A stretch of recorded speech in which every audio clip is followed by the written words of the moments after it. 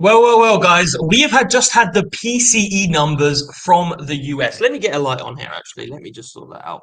Might be slightly better for you. Okay, here we go. Now we're in business. So we had the PCE numbers. We also had a ton of data come out of Europe earlier on, which kind of slowed a little bit of trading, took some volume out of the market just because of that uncertainty. And we'll see exactly what what effect that had. As you can see, this is the chart here for Bitcoin at the moment. We just had a big pump and now we're kind of normalizing. So how could we have traded this and what can we actually take away from these lessons themselves? Well, let's actually find out. So jumping in slightly closer, having a closer look, as you see, okay, we did have the numbers which came out about 10-15 minutes ago. And so we had this kind of a bit of volatility, okay, and obviously you see that by a wick down. I'm only on the 1 minute here, guys, so it's extremely sensitive, and I can't really go any lower. Um, and so yeah, we did see a bit of a pump, and the pump came because we had, in fact, let me just actually show you exactly what we had. We had the core PCE come down below forecast, which is good. You know, like I said, this is the core is always what the Fed look at, okay? And so they were anticipating obviously 5.2. It comes in lower. That's actually a very good thing. Now, overall, what's happening to cryptos? We're seeing just a little bit of volatility. Obviously, we had a nice pump earlier on in the week. One thing I do want to mention, though, obviously, we know that Elon Musk has taken Twitter private, so it's been taken off of the New York Stock Exchange, or I think, yeah, whatever, the Nasdaq, whatever. Um, and so, as a result, you know, all the Doge boys were like, "Oh, hang on a second, maybe Twitter will start selling stuff, advertising, or donations in Dogecoin." And that's not a bad way to speculate. But anyway, so we saw that pump up by 41% earlier on in the week. Now we are just kind of sitting a little bit stagnant with a little bit of a retracement, and that's because of all of the volatility and I guess uncertainty that we saw or were anticipating to see earlier this week. Earlier today, I should say. And speaking about today, I'm going to bring us onto this. So this is everything that happened. Bank of Japan, they came out with their interest rate decision and also a speech. France coming in higher than anticipated inflation, never a good sign. Spain coming in with lower GDP quarter over quarter and also lower growth rate year over year. Again, not good. This is going to be pulling down the euro and ensuring there's going to be more euro hikes for a longer period of time because inflation is still getting out of control, I should say. And that's demonstrated perfectly by Italy. The inflation rate forecast at 9.6. I mean, look, how do you get it that far wrong? That is absolutely atrocious. From 9.6 to almost 12%. That's crazy. Inflation in Germany, again, running away 10.7. But luckily, they did have a little bit more GDP growth at 1.2 over that 0.8 that was anticipated. But the key thing moving the markets, as I've said, guys, PCE come in at 6.2, same as before, but this is really the headline. And we are going to be anticipating the Michigan consumer sentiment. I did see consumer spending was up over, I think it was from 0.4 was the prediction up to 0.6, which is a good thing that people are still spending, you know, a little bit of money. That reduces the risk of a recession because there's still money in the economy, but it doesn't paint a good picture for the Fed because they want everyone to be poor. They want inflation to stop, you know, running out of control. And so this is why we are going to see a lot more tightness in the markets. Now, I just want to double check. So yeah, this is prior to this news coming out. Just wanted to show what the picture was before. US futures slide as yields and big tech snap rally. So, you know, we obviously, everyone was getting excited. And then Amazon came in and it basically plunged. So its sales forecast trailed estimates. And this, like I said, guys, is one of the major things that I think is going to be a catalyst is looking at the NASDAQ, especially if we have an earnings week like we do. Google, Facebook, Amazon, loads of different companies all coming out and, you know, with their earnings report. And if they underperform, then obviously Bitcoin is going to follow suit as well. And I think that's why we're seeing this bit of like, you know, oh, this is good. But there's still that overarching maybe we shouldn't be as excited as we are because, again, like I said, consumer spending still up That's not necessarily very good. And it's only really been this week where Google have said, look, we're actually not going to hire as many people. So seeing where we are here, looking at a 50 basis point hike, there is an increase in the percentage chance of having a 50 basis point hike from 4.4 last week and 13.5 yesterday, up to 15.8, which is pretty crazy. It's looking more and more likely, but I mean, I don't see any world where the Fed can maintain some credibility and I guess like just not be a laughing stock if they go for a 50 basis point. I know Bank of Canada did, but the US, I firmly believe they're going to go for a 75 basis point. The question that comes into my mind is where are we going to go from here? So once we're at this 4%, in my opinion, where are we going to go? And so people are now looking a little bit more at this 75 basis point hike for December as well. So that moved from a 33% up to a 44%. And we can see here, just from some of the headlines, and this came out a couple of minutes ago. I mean, I don't know. It said here, but it was updated like 3 minutes ago, just before I jumped online, which was after the news that came out. So Fed seen aggressively hiking to 5%, triggering a global recession. So we still have all of these fears, you know. Survey of economists sees a 75 basis point hike, then slowing. 3/4 say the Fed will err by doing too much. I got spooked. I think there's a ghost in here. So anyway, Federal Reserve officials will maintain their resolutely hawkish stance next week, which is over here on the 2nd of November. And so, yeah, laying the groundwork for interest rates reaching 5% by March 2023. Now, guys, I don't think they're just going to do a 50 basis point here and then a 50 basis point because, you know, here and then just keep going up slowly. If they're going to get to 5%, I anticipate it's probably going to be a 75, and then we're looking, once we're at this level, maybe a 50, and then another 50 in January or February, or even maybe a 25 in January and a 25 in February, leading us to that 5% by March, which kind of makes sense, you know, and we can look at this here. I say in January and February, sorry, I meant February and March because they're not doing one in January. But this is what we're kind of looking at, see? So if we go by the most probable path, 75 in here, up in November. In December, then looking at a 50, only just looking more likely. And then another 50 in February, bringing us to that 5% level. And currently, just looking through here, again, you know, Bitcoin did, like I said, it saw a bit of like strength.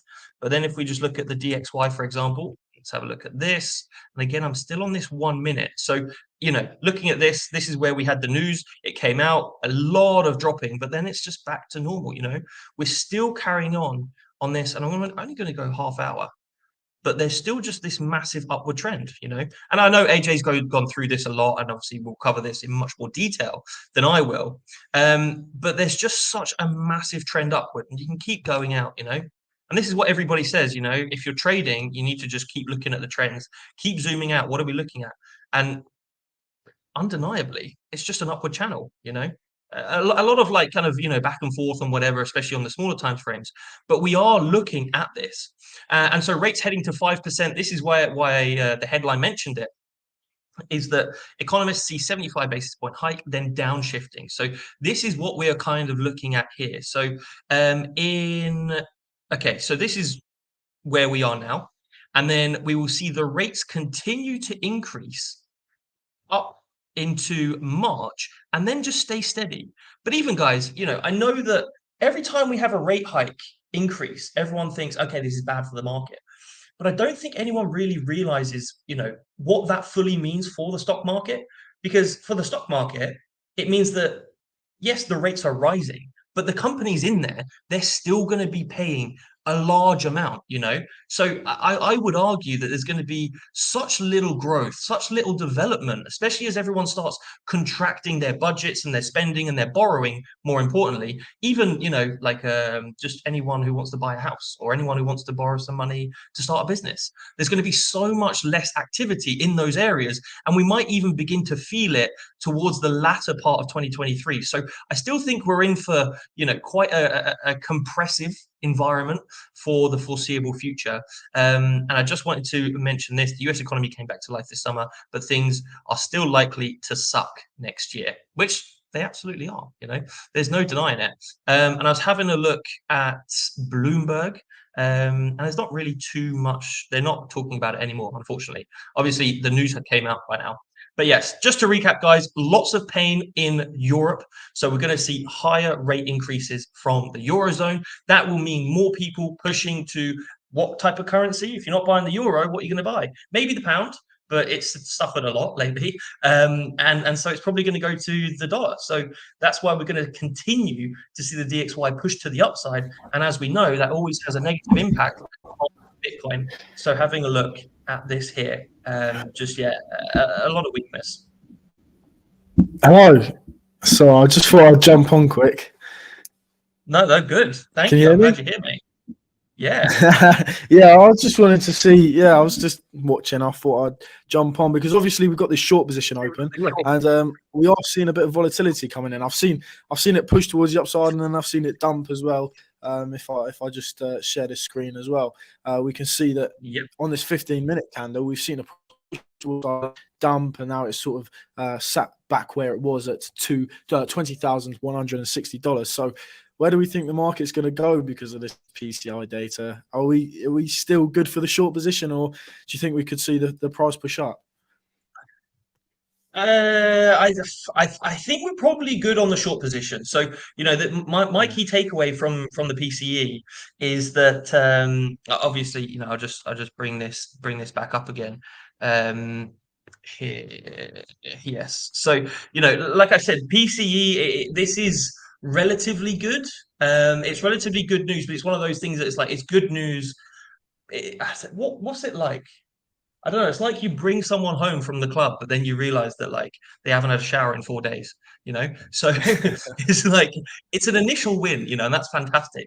But I think the issue here comes in that one, it's still extremely high, but two, there is that massive issue of the Fed, looking at consumer spending still increasing, and their jobs it's just not working, And so when you also see calls for rates heading to 5%.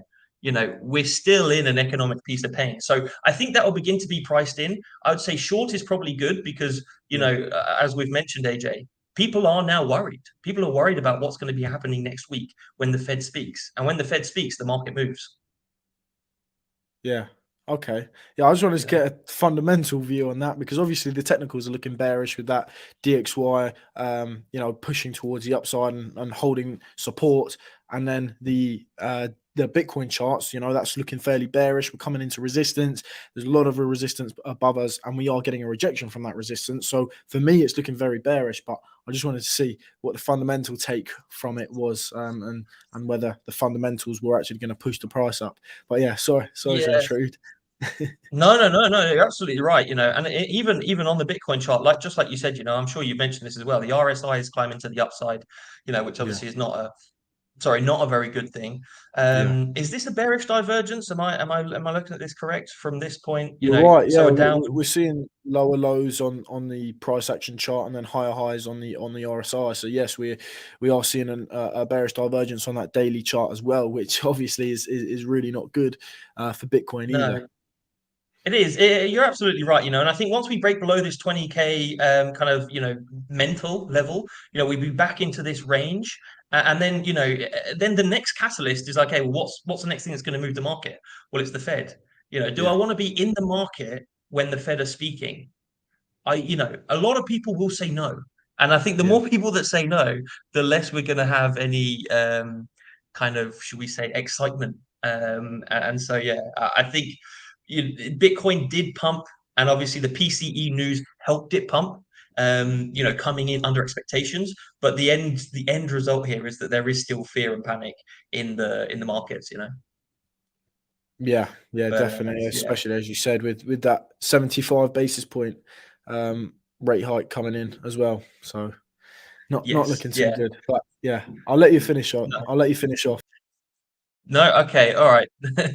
Well, thank you, AJ. Good to have you on. And I'm just going to finish off, guys. Actually, I'm just going to bring on this St. Louis, and this is another reason why I think we're going to be bearish in the long term. Bitcoin, yes, it pumped just now, but this is just a massive like kind of reiteration, right? They came out with this SEP, Summary of Economic Projections. By the end of 2022, we want to have a Fed fund rate of 4.4. End of 2023, we want to have a Fed fund rate of 4.6. End of 2024, we want to have a Fed fund rate of 3.8, 3.9, sorry. And that is very different to this story here. You know, it's crazy. So, you know, we're not going to be working on the same, I guess, in the same projection as what was originally done here. So the Fed said, "Hey, this is our plan." I think they said this in like July or something. And so now they've got to come and totally rethink it. And because they haven't spoken in a couple of months, I think this is exactly what they're going to do is come and do these re-predictions. And the predictions are only going to go in one way, which is, you know, we messed up. We're not going to be at 3.9. We're not going to be at 4.6. And obviously, you know, the end of this year, we're not going to be at 4.4. So yeah, so I think, you know, overall it is going to be slightly bearish, hence the fear. So yeah, longer term, I think we are seeing a little bit of bearish movement, and also, like you said, AJ, the technicals do also look quite bearish as well. So it's not great. But anyway, guys, like the video. Always good to have you all on. Thank you for joining. Smash the like button, obviously. Subscribe to the channel if you like the video. And if you have any specific requests around, like, you know, technical patterns that we used or that AJ uses, or any fundamentals like what sources I use, how do I interpret it, let us know down in the comments and we'll make sure that we do those for you. Thank you very much, guys. I will see you in the next video. Take care.